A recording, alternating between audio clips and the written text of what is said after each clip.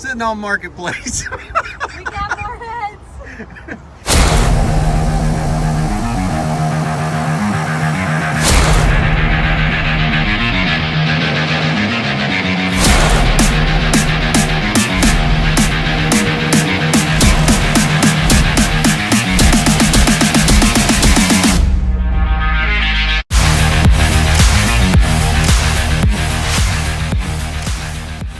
Well, we're on our way to pick up the Chevette from the chassis shop.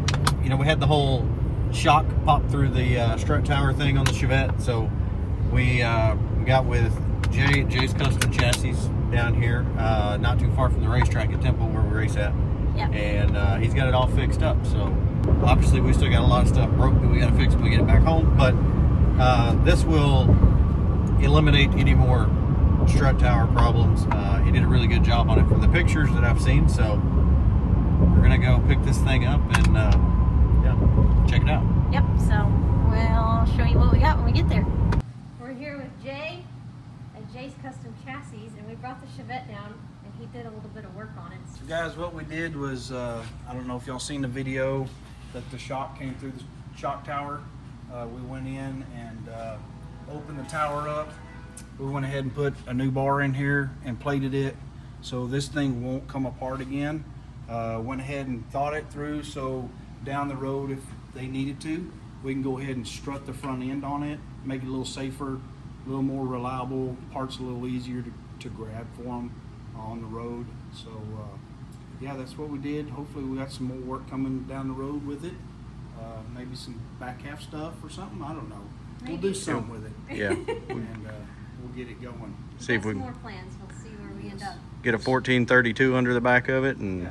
Oh, yeah. Yeah, Yep. whatever it takes. so All right. we'll cut the old strut tower cup thing down here a little bit, and got the shock where it fits right. So that bar was already there. I just went back and put that on top of it, and I think we can hang the car from the ceiling on that deal, and Yep. it should be good. So No more 1984 GM spot welds on there. yeah. So we should be in a much better situation now. It's all about safety.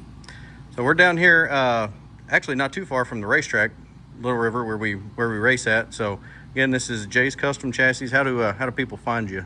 You can get me on Facebook under Jay's Custom Chassis, or my name is JJAY Baker.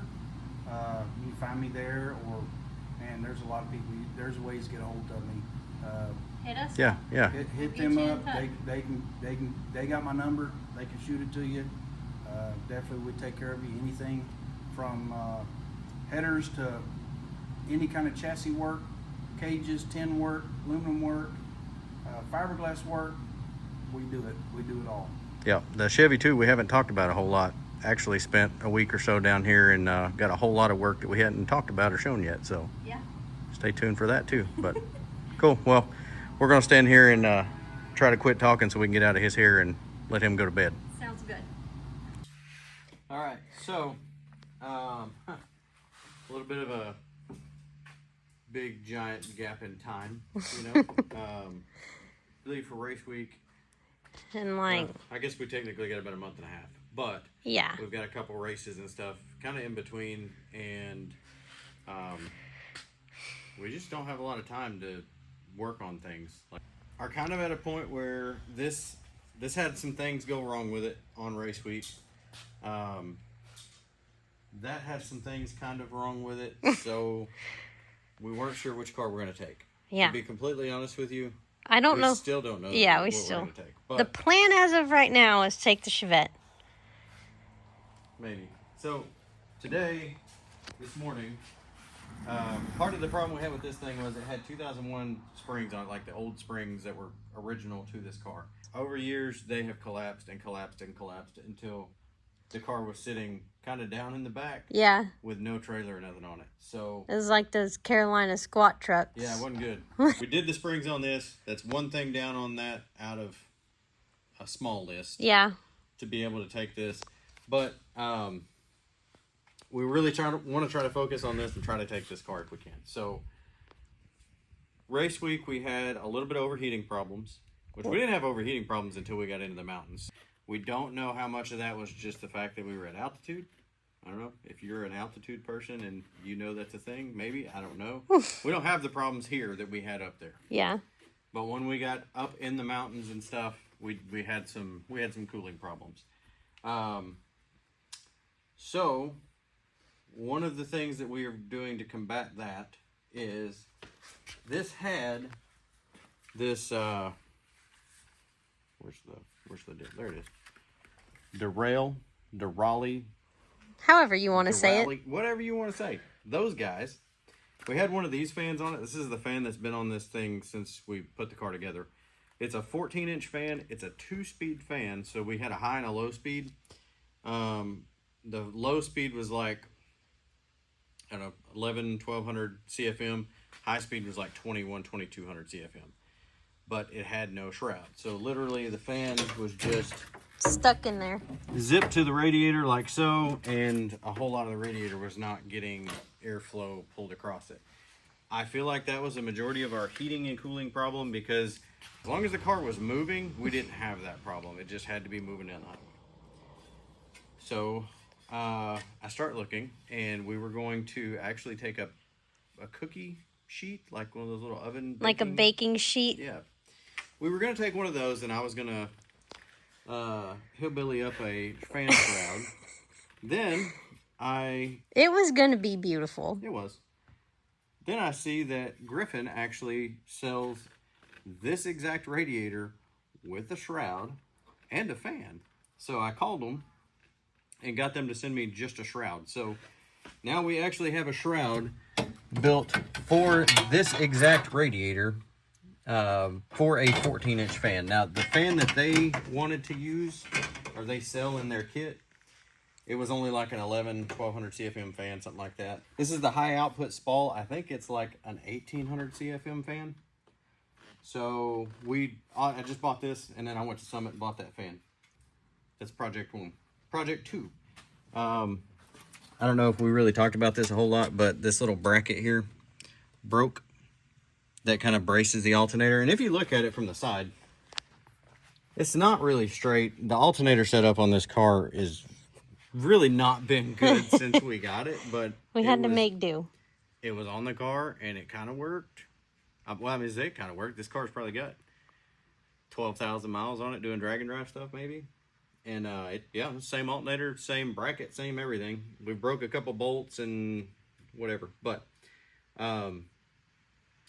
I bought this aluminum bracket setup. So this is the China knockoff version of the nice one that I put on that. So it should sturdy and fix all of the moving and all of that with the alternator. The only thing I'm worried about is spacing it out, because this is going to move the alternator out about 3/4 of an inch. Do we have room between the front of the pulley and the fan to make the belt and set up and all that work? So that's project number 2. Project number 3 is we've got one heim joint loose in one of the control arms and on the 4-link bar set up in the back. So I know for a fact we're going to do one heim joint. And then we have an axle seal leaking. And quite frankly, we just want to look at the rear end to make sure it's not. Make sure we don't have any teeth cracked on the ring gear, the pinion gear, or anything. Make sure everything looks good. Rear end in this car is ridiculous loud. Is it broke? I don't know. I don't think so. We thought it broke on race week 2 years ago. Or I guess last year. Yeah. And we pulled the cover off of it, and everything looked fine. So we just put the cover back on it, filled it back up with fluid, and we did another drag and drive after that, and it was fine. So I don't know. We want to check that out. We want to fix the axle seal, check the brakes, just kind of look over the car. We've got a lot of motor ideas, motor things, motor plans. A lot of you guys have asked about that. Where's the V6, the NASCAR V6? Where's that motor? Well, here's our logic. Believe it or not, we're growing into adults, and we're thinking somewhat logic. Weird. We don't want to put together a motor that the car cannot handle. Rather than doing that, we are probably going to spend money on the car, continue to run this motor until the car is ready for the next motor, then start rolling the money into that motor and try to build something else. We've already got enough power we can exceed the rear suspension on the car with this. So I think we're probably, for the time being, we're probably going to ring and bearing this motor, maybe make a couple little changes here and there and just kind of freshen this, keep this in the car, keep it rolling. And then once we get the car lined out, get the car ready to roll, then we're probably going to build the other motor. That's where we are. We're going to get this thing up in the air, jack it up, check out underneath it, and I guess start trying to put a fan shroud and stuff on it, get the rear end apart, see what the rear end looks like. We'll show you some of the jankiness under there since a lot of people are interested in that. And yeah, go from there. Okay. Chevette is up on jack stands. And we decided that we were going to start with the rear end. Because that way, if we have a problem with that, we can make a decision whether we move forward with this or just swap over the Camaro. All right, so a lot of discussion and talk about what's this thing got for a rear end under it. It's sketchy. I mean, it's a little on the janky side. We didn't do it. I was about to say, this was here when we bought it. This was not us. At the same time, we're going 10s on it, so what's worse, whoever put it under here or the people that keep using it? But, okay, so it is a 7.5 Ford rear end. As you can see, we've got some aerospace brakes on this thing. As far as I know, 8.8 and 7.5, I think were the same. I think that's how we ended up getting this situation done. But it does have Moser axles. It's got a 1/2-inch studs. It is a 7.5-inch Ford. Not saying it's not, but it's got the cover with the girdle. It has a Detroit locker. It's got a good set of Richmond gears in it. So this, Moser axles and all that good stuff in the rear end. It is a built 7.5 Ford. But the suspension setup, as you can see, this is the upper control arm setup, so it's not triangulated. It actually is a parallel 4-link setup. This little tab where that upper bar goes to is tied into the frame, much like how they do the torque boxes on a Fox body. So that's actually tied into the frame. It goes through the body.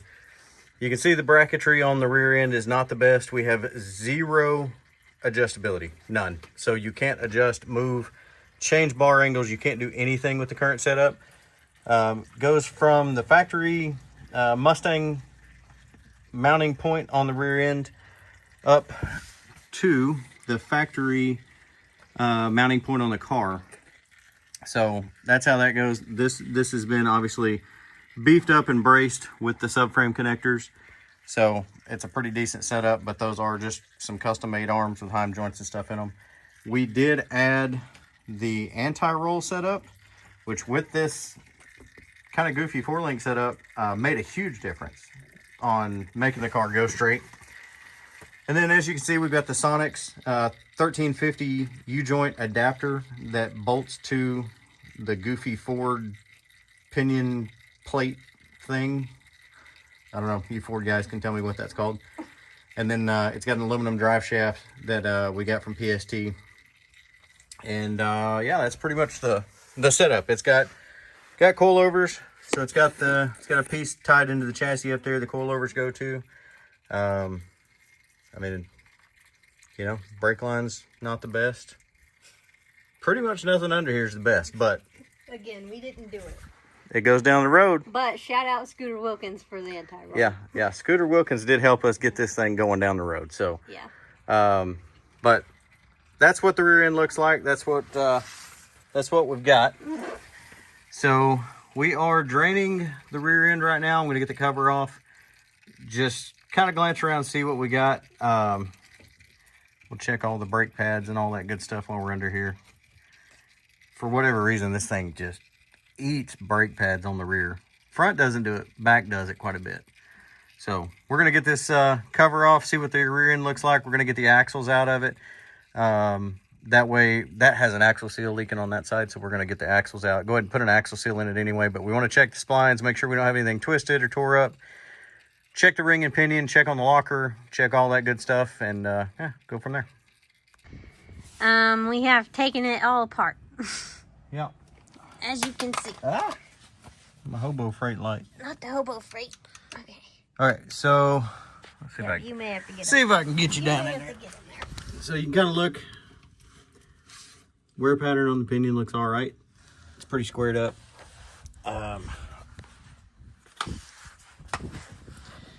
The same thing on the ring gear. So, got it all blown apart.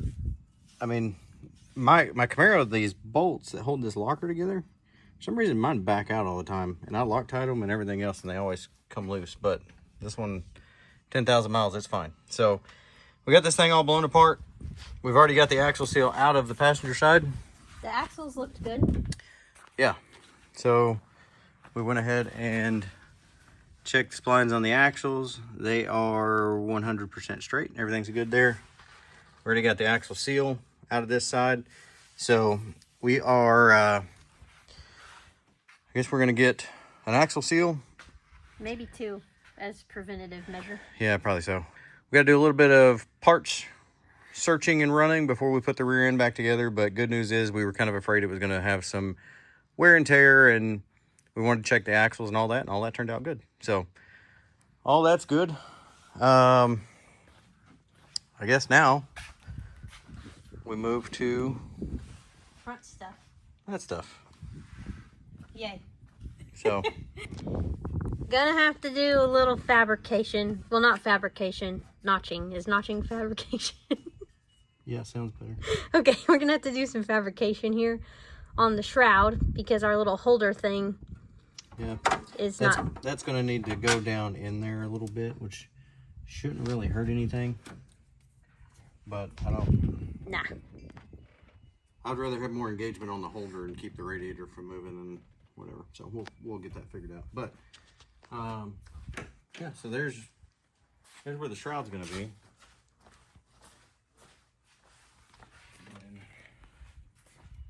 Yeah. Big old honking fan here. Fabrication. Yeah, I mean, it ain't the best I've ever done, but it gets us on the right track here.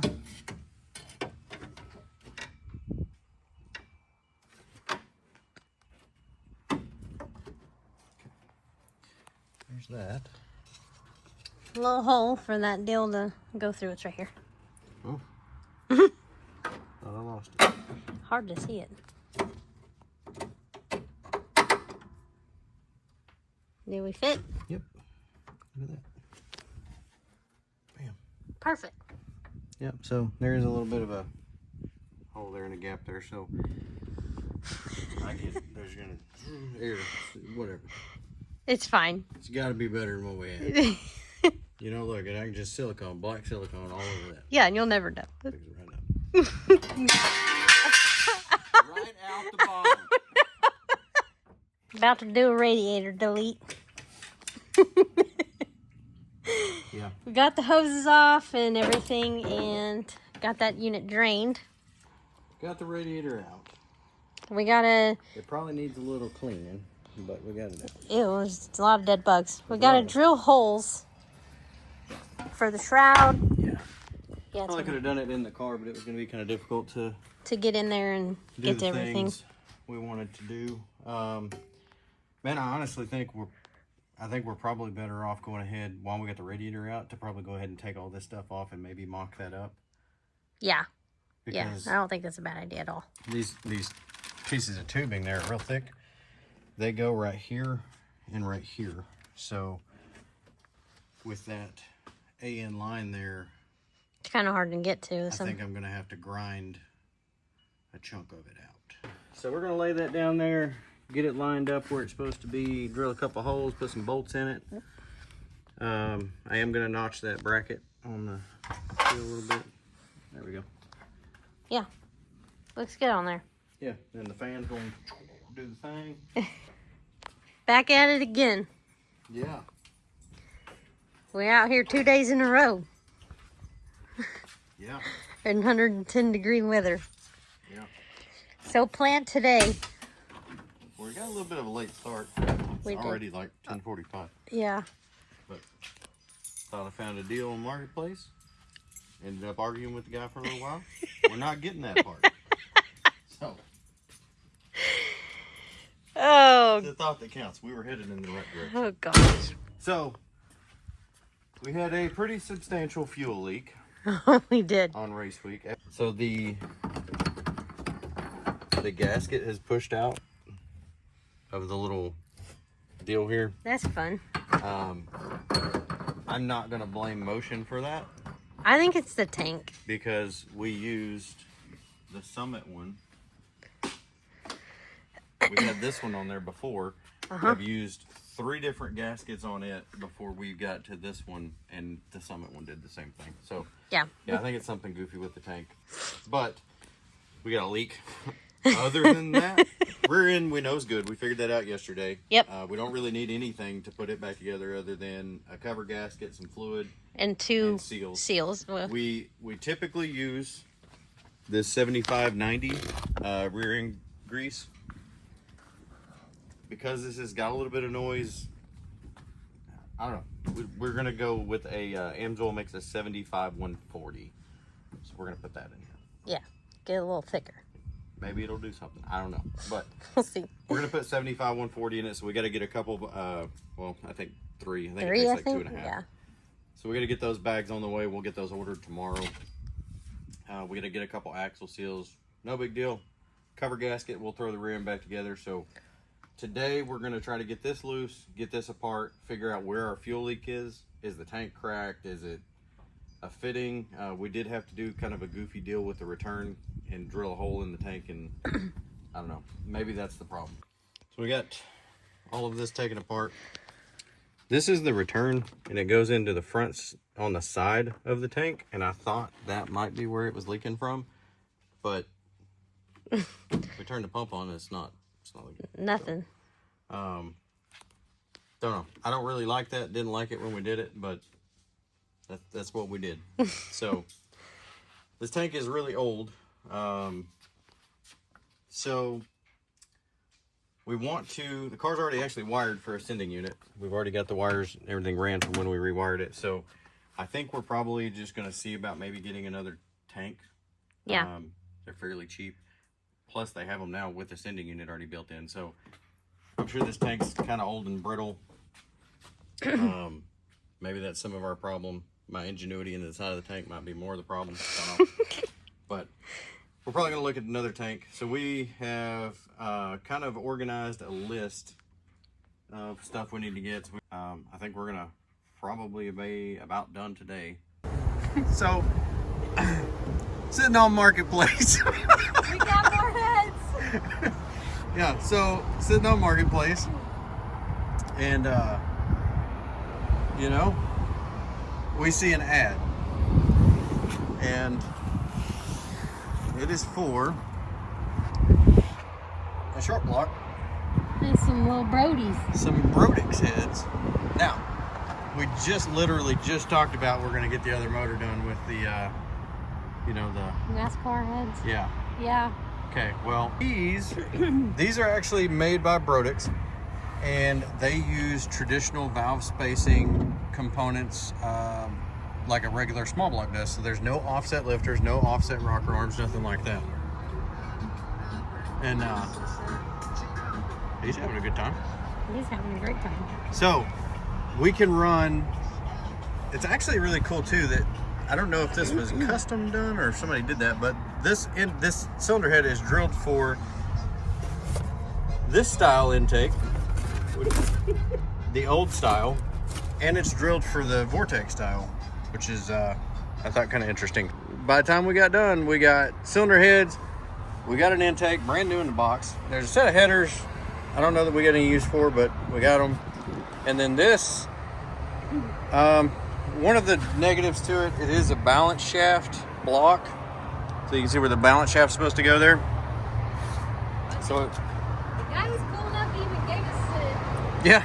steak. Yeah, I got a crank pulley and we got a pan, we got all kinds of stuff. So I think these are hyper-eutectic pistons. I got to run the part number on them and see what they are. This block is 60 over, which I don't know. you're supposed to sonic test them and stuff. Most of the 4.3 people say don't go 60 over on these. It does have Eagle H-beam rods in it, so this does have good rods in it. It's got head studs. It has an aftermarket cam in it of some sort. It is a roller setup. So the biggest thing we were after was the heads, and we got them. So now we got to figure out what we're going to do with them. Do we scrap the NASCAR heads that are going to cost more money than what I just gave for all of this to work, plus altering the hood and things? Or do we just, I don't know. Not altering the hood sounds like the best idea to me. Yeah. Anyway, that's another random Tuesday night for us. Yeah. And I guess this might be a good place to go ahead and close the video out. I think so. We got a lot more work to do, obviously, as you've seen.